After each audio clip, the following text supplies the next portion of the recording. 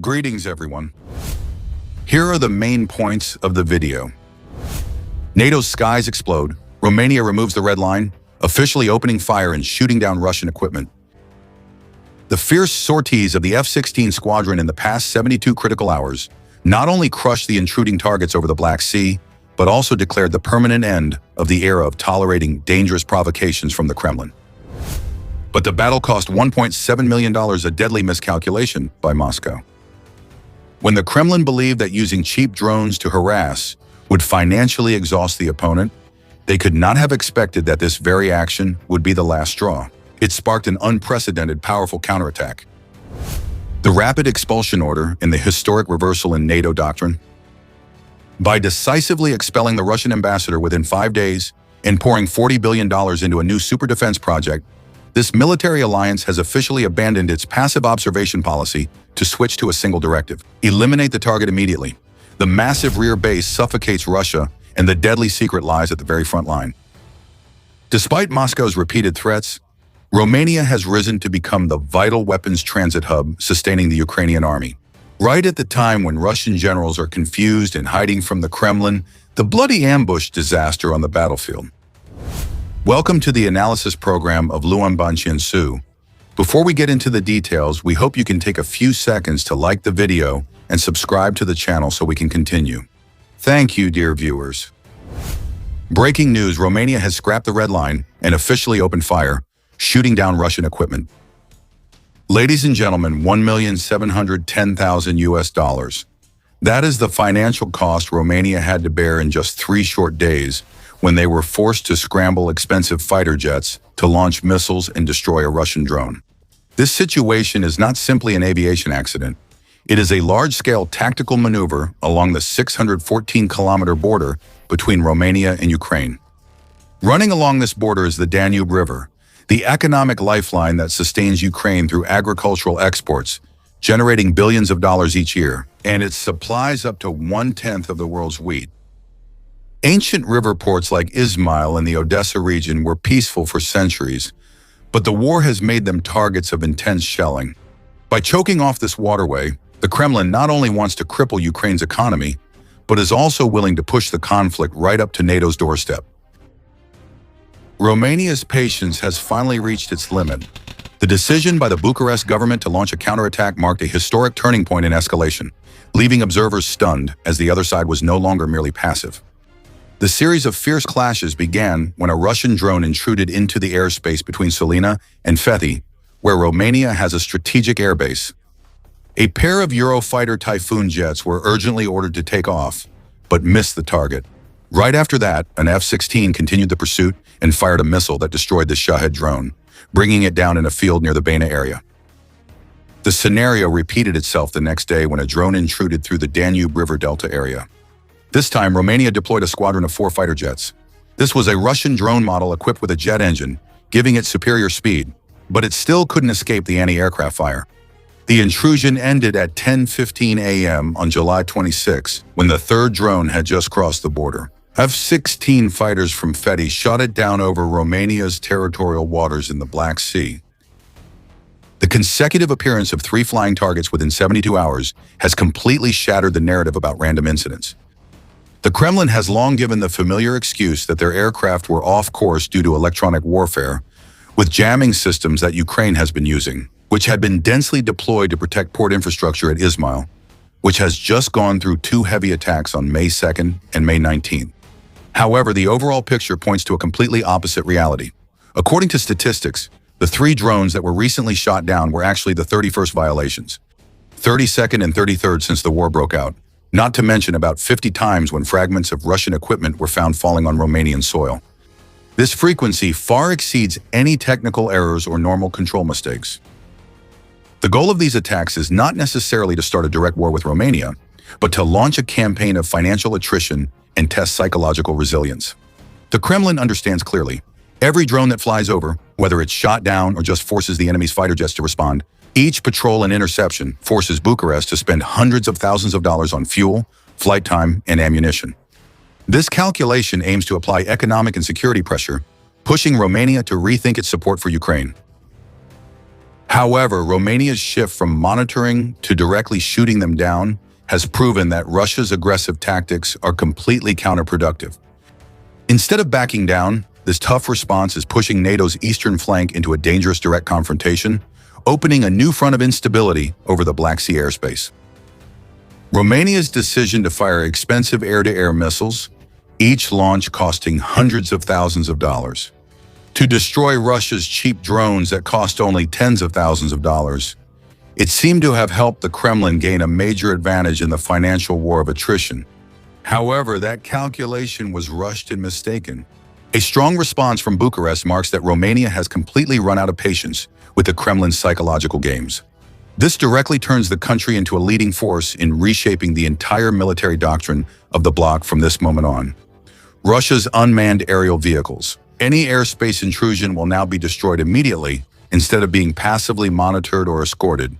This marks a threatening shift for Moscow's strategy. Along with the airstrike, a heated diplomatic clash has erupted between Bucharest and Moscow. The Romanian government promptly summoned Russian ambassador Vladimir Lipayev. They expelled this diplomat, giving him 5 days to leave the territory. At the same time, they recalled their own ambassador from Moscow. The Russian embassy in Bucharest reacted with great anger. They called the expulsion decision baseless and repeated their usual claim that these were unintended incidents during the Ukraine attack. Moscow did not hesitate to threaten serious consequences and warned Romania not to carry out cross-border operations. This was a one-sided accusation, when Bucharest has never carried out or intended to intervene across the border. Behind this anger and these threats is the Kremlin's obvious confusion, when its attempts to test NATO's limits did not go as expected. Romania's determination is not a spontaneous reaction, but the result of a carefully prepared process at both the national security and global strategic levels. As early as May of 2025, the Romanian parliament passed a legal framework allowing the armed forces to destroy any unauthorized intruding drones. To make this a reality, Bucharest has received and deployed the Milo system produced by the US. This compact interceptor drone can be operated on small trucks. It uses artificial intelligence, AI, to counter the enemy's electronic jamming.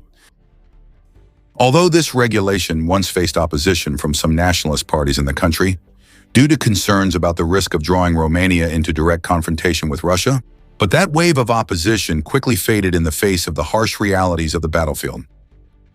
The real psychological turning point happened after a horrifying incident on May 29, when a Russian drone crashed directly into an apartment building in eastern Romania, injuring a mother and her young child. Even though the target had been detected earlier by the radar station, the failure to scramble fighter jets in time to destroy it nearly cost lives of innocent civilians. According to Romanian military experts, if previously restraint was a common decision among NATO allies to avoid the risk of escalating the conflict, then this incident was the last straw. It forced Romania to issue its own combat orders. 3 drones were shot down in 3 consecutive days.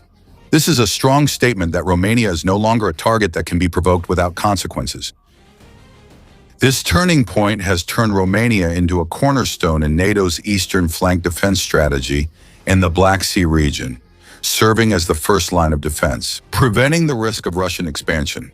This strength is reinforced by the presence of 70 F-16 fighter jets, including squadrons deployed from Norway, Portugal, and the Netherlands. At the same time, Romania has committed a defense budget of up to $10 billion to acquire advanced Patriot air defense systems, along with a squadron of 32 next-generation F-35 fighter jets. A country right next to this turbulent border has risen to assert its irreplaceable central position on NATO's military chessboard. For many decades, a dogmatic underlying principle has governed NATO's entire strategy toward Russia: observe, escort, issue statements of protest, and do so at all costs. Escalation must never be allowed, even when the invasion of Ukraine erupted in 2022. Firing at a target suspected of belonging to Russia was still unthinkable in their mindset for Western strategists, because any carelessness could become the perfect excuse for Vladimir Putin to ignite a full-scale war. However, that red line has now been redrawn. Romania's resolute shoot-down of Russian drones marks a historic doctrinal shift. Shifting from passive deterrence to proactive response reflects a highly sophisticated strategic assessment of the target's nature. If a manned Russian fighter jet violates the airspace, F-16 squadrons or Eurofighter Typhoons will immediately scramble to intercept and escort the intruder out. Because killing a Russian pilot would give the Kremlin a perfect propaganda tool to stir up nationalism and legitimize military actions.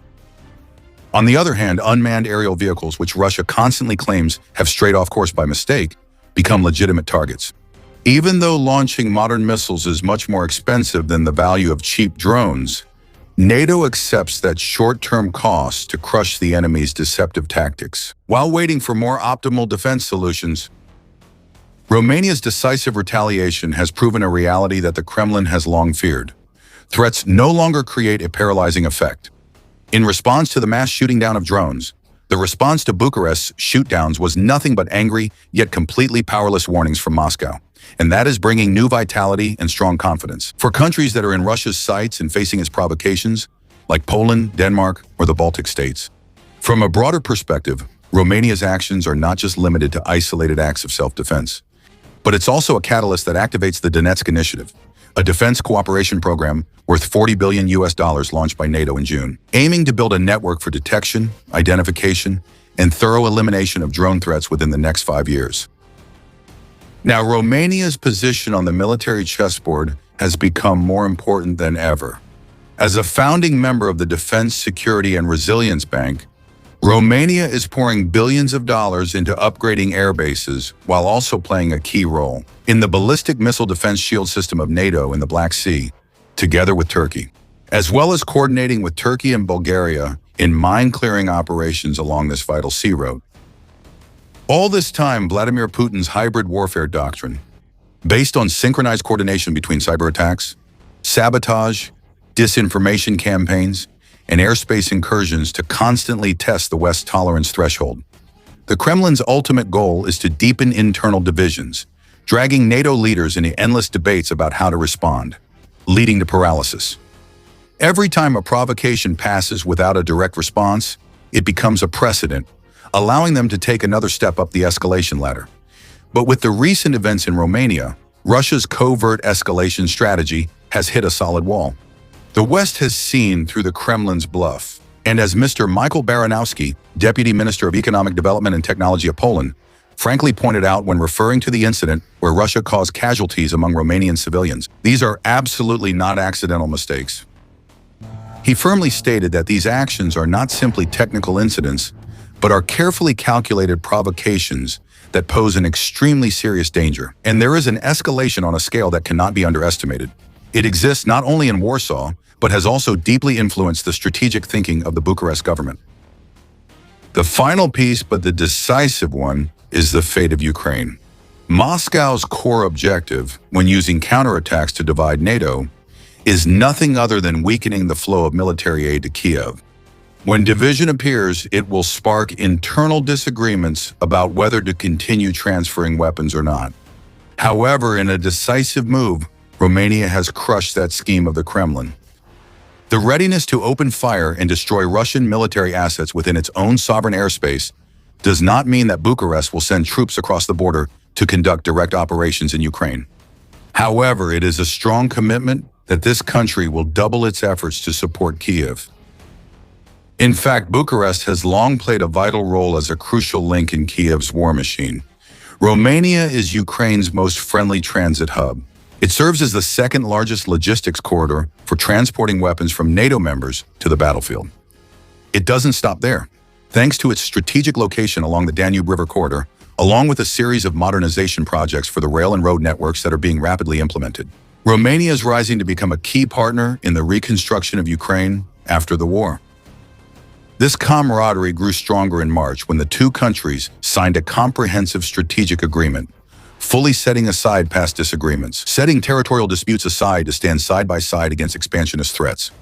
Also during this period, the Romanian leadership publicly declared their support for Kiev. Support for Kiev's accession to the European Union directly pushes forward a goal Moscow has always tried to block. The airspace incursions began in the last days of July, originally planned by the Kremlin as a test of deterrence capabilities. Normally, it's another opportunity to pressure and threaten a country. What was meant for a smaller neighboring country instead turned into a bitter failure when it was met with a devastating counterattack from Romania. The defense doctrine has officially entered a new chapter. Passive observation has given way to complete destruction. Every subsequent provocation will only be an act of playing with fire for Moscow. So, according to you, will the act of directly shooting down Romania's Volga drone force the Kremlin to back down, or will it push NATO's eastern flank into a direct conflict?